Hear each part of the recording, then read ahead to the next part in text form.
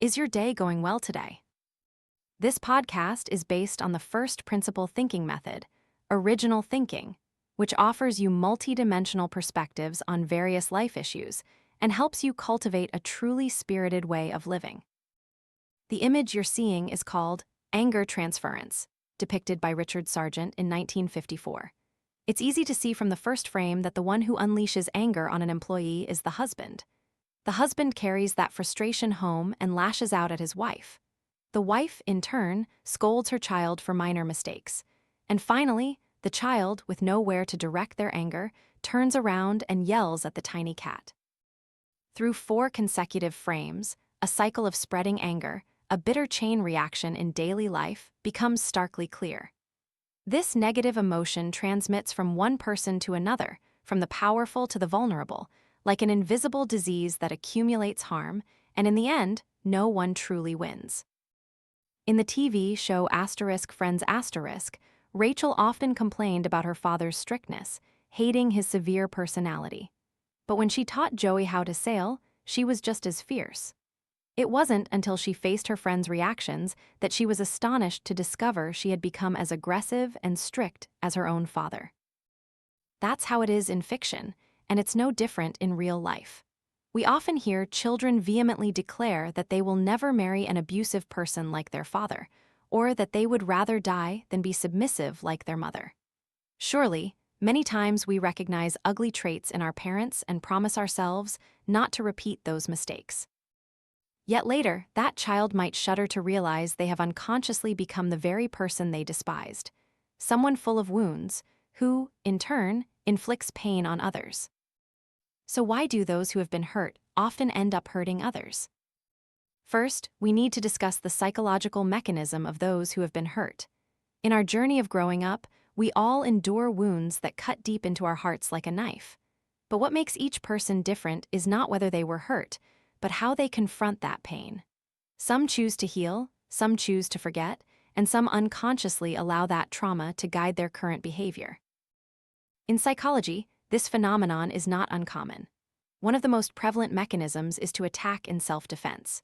Those who have been hurt will often hurt others before they themselves can feel that pain. Sigmund Freud, the father of psychoanalysis, emphasized that humans tend to form psychological defense mechanisms to protect themselves from feelings of anxiety, pain, or inferiority. Among the many existing mechanisms, projection is one of the most widely recognized and common. When people feel insecure, guilty, or inferior, they may unconsciously attribute those feelings to others. This is a way the mind protects itself from collapse. For instance, someone who has been betrayed in love might become extremely suspicious.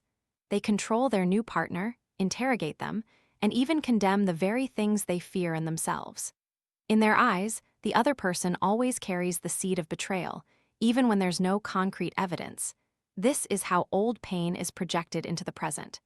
It's as if the world is always full of danger, and just a moment of lowered guard will result in them being hurt again. From this, a familiar pattern emerges in toxic relationships where the injured person overreacts. They flare up, blame, and criticize as a way to protect themselves from being hurt again.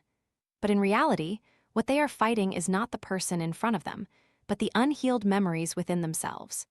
Those memories are always there, deep in the subconscious, triggering detrimental behaviors whenever a reminder of the old pain arises.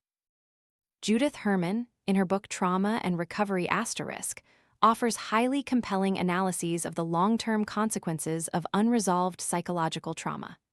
She emphasizes that if those who have been hurt do not acknowledge their pain and commit to healing, it will not simply disappear over time. Instead, it will persist and may reappear in more toxic forms.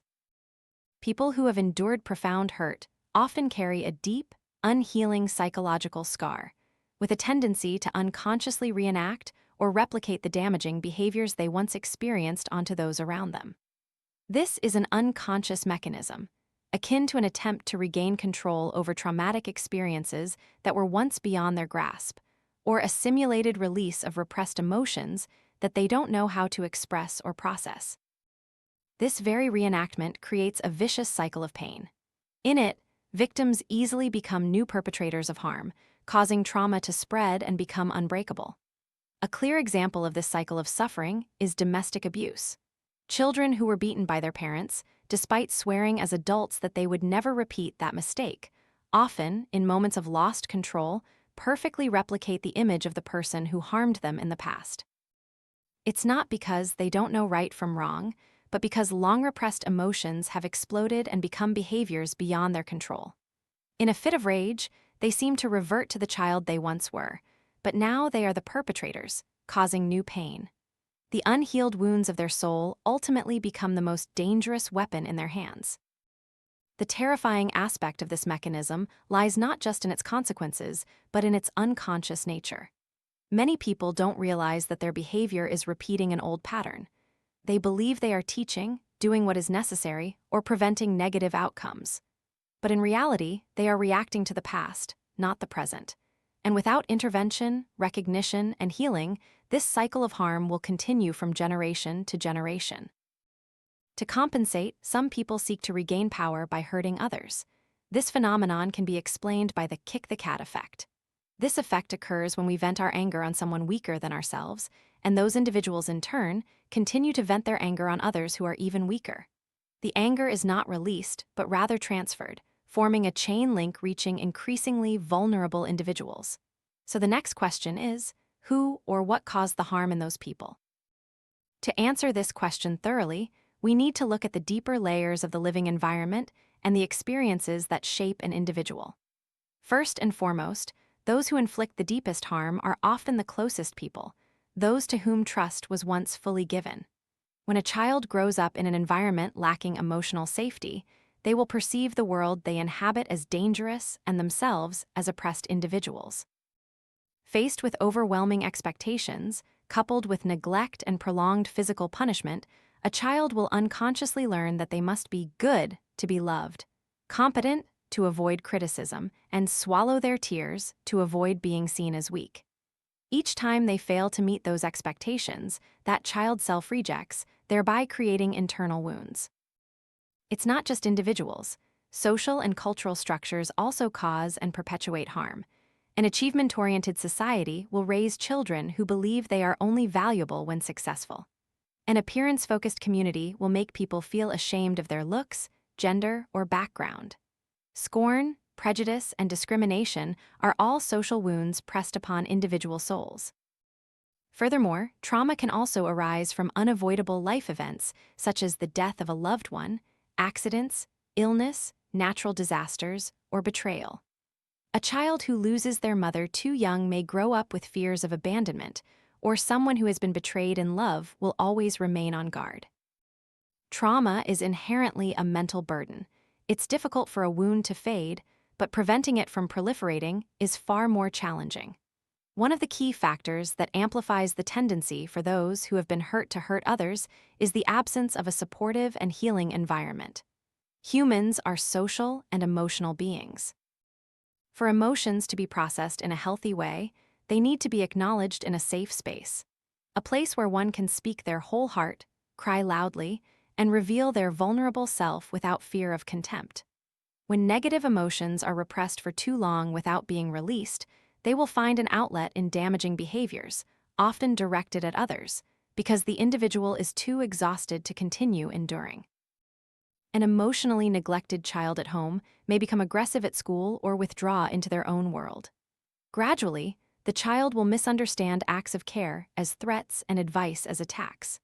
In the eyes of teachers or friends, they might be seen as a problematic child, but few realize that behind that behavior lies a heart so accustomed to emptiness that it has lost faith in kindness. In developmental psychology, there's a concept called the internalization model, which means people don't just learn to live through reason, but primarily by observing and imitating what happens around them from an early age. A child growing up in a family where sarcasm, mockery, and yelling are the constant language will internalize that this is how people communicate. And when that child reaches adulthood, they will use that very language with their partners, children, and colleagues because, to them, that is the norm. Additionally, a distorted sense of fairness is one of the psychological factors that most powerfully amplifies harmful behavior. There was a friend who, after experiencing too much hurt from a previous relationship, gradually became bitter towards love and happy stories around her. Every time she saw friends post pictures with their loved ones, she would hurl sarcastic remarks without hesitation.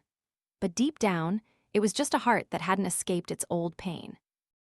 Phrases like, "they'll break up soon anyway," or "love is nothing but deceit," actually echoed from the unhealed wounds she carried. To her, it felt unfair if the whole world was happy while she remained on the outside. Unhealed pain creates a distorted lens, making all the joy of others tainted with injustice and bitterness. Those sarcastic remarks were a mask she wore to hide her deep yearning for love and solace. The severe consequence of trauma is when it becomes an unbreakable vicious cycle.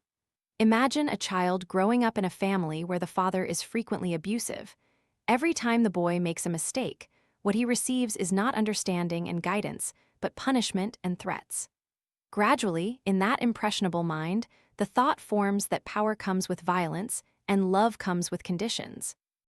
He grows up with this belief, so when he becomes a father himself, he replicates the very behaviors that once hurt him. The cycle of father abusing son and son abusing grandson thus becomes an inherited part of the family for generations. The most terrifying thing is that those caught in this cycle are often unaware that they are reenacting trauma. They believe it's the only way to convey their feelings and thoughts to others. And when confronted, they often say, "I was treated like that in the past, and I turned out fine." As if that justifies continuing the behavior with others. They don't realize that surviving doesn't mean being healed. So how do we break this cycle of being hurt and hurting others? Breaking the vicious cycle of trauma is an arduous journey, but it is the only path for individuals to live kindly with themselves and with others. With any kind of trauma, the first thing we need to do is acknowledge that pain. Trauma doesn't heal itself just by letting time pass. On the contrary, it often hides deeper, donning hard, defensive shells that make the person believe they are fine. But fine is not healing. Fine is your mind temporarily patching up a wound to survive. To truly live fully, freely, and kindly with yourself, and with others, that wound needs to be dealt with at its root. Identifying the wound is not an easy act, as it requires people to recall times when they were most vulnerable. Remembering those memories can be painful, unleashing buried emotions. However, if we don't dare to look at the wound, we will forever live in avoidance. Giving emotions their proper name will help us regain control, because what is named no longer controls us invisibly. When we clearly know what we are feeling and why we are reacting in a certain way, we will have the opportunity to choose a different response, instead of acting according to old defensive reflexes. Another crucial factor in breaking the cycle of trauma is seeking professional support. While the human instinct for self-healing is real, for deep and prolonged wounds from childhood or major shocks, support from a psychological professional is irreplaceable. A therapist not only provides techniques for managing emotions, but also creates a safe space where the injured person can express what they have kept hidden for so long without judgment. The magic in therapy doesn't lie in advice, but in presence. Having someone listen sincerely, respectfully, and walk alongside them in the process of rediscovering themselves has immense healing power. For many, this is the first time they are allowed to be vulnerable, to voice their pain without being judged. Through this experience, those who have been hurt begin to relearn how to connect with their true emotions, and from there, learn how to heal. In psychological therapy, it has also been discovered that behind every repeated harmful behavior lies a core belief formed very early on. For example, beliefs like, "I will always be abandoned," "I am only loved when I am perfect," or "no one in this world is trustworthy." These beliefs are not always apparent, but they are the root that governs all choices, reactions, and how people perceive themselves. For instance, a woman who has been betrayed in love might form the core belief that, "If I trust anyone, I will be hurt again." This belief causes her, even when starting a new relationship, to always be on guard, controlling, and even blaming before the other person has a chance to hurt her. She doesn't realize that this behavior not only harms others, but is also an act of self-imprisonment in old fears. To break the cycle, this person needs to change that core belief. Instead of, "If I trust anyone, I will be hurt again," they need to replace it with a new belief, such as, "This person hurt my trust, but that doesn't mean everyone else will." Or, "I deserve to be loved without needing to control anyone." This new belief is the result of self-understanding, support, and personally experiencing safe relationships. Ultimately, those who carry wounds who have been hurt do not deserve condemnation or criticism. They deserve empathy, to be heard, and to be given the chance to shed the hardened armor they carry. However, if they choose to deny their pain, suppress their emotions, and rationalize their harmful behaviors, then, even unconsciously, they will be unable to escape that cycle. In such cases, personal wounds are no longer just a private matter, but become a shadow cast over the lives of those around them. The choice to heal, or to continue spreading pain, lies in each individual's hands. Most importantly, the person who has been hurt needs to see themselves with compassion, in the same way they wished to be loved when they were innocent. Healing doesn't mean erasing the past, but learning to integrate with it, living fully with the wounds without letting them dictate life. And that is the deepest act of love each person can offer to themselves and to the next generation. Many of you often say, "Why do I give all my love and treat others well, but only receive hurt in return?" That is because you have given love to the wrong people and in the wrong way. We care for others, but let's not forget that we also need to be loved. We give because we volunteer to. We have unspoken expectations of reciprocity. They either don't understand or choose not to see. You are not wrong, others are not wrong. The way we give too much without considering ourselves, only to receive harm in return, is the real mistake.